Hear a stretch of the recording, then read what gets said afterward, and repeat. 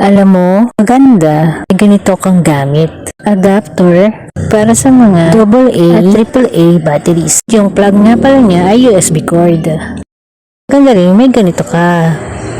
Chargeable AA battery. Meron rin AAA batteries. Check mo lang ang yellow basket para makita mo ang options.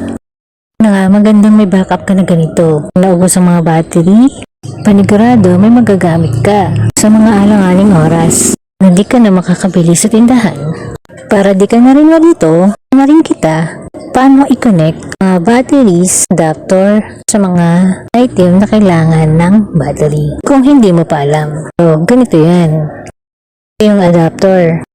Hanapin mo yung negative sign at yung positive sign.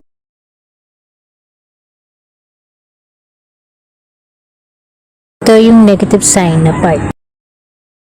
Part na may button, nakikita ka ng positive sign. Tapos hanapin mo dyan sa adapter na yan yung negative sign. Tapos yung bandang may ilaw, yun yung positive sign. And alam mo na, hindi ka na malilito. Madali na sa'yo para ilagay siya. Ayan na magiging itsura niya.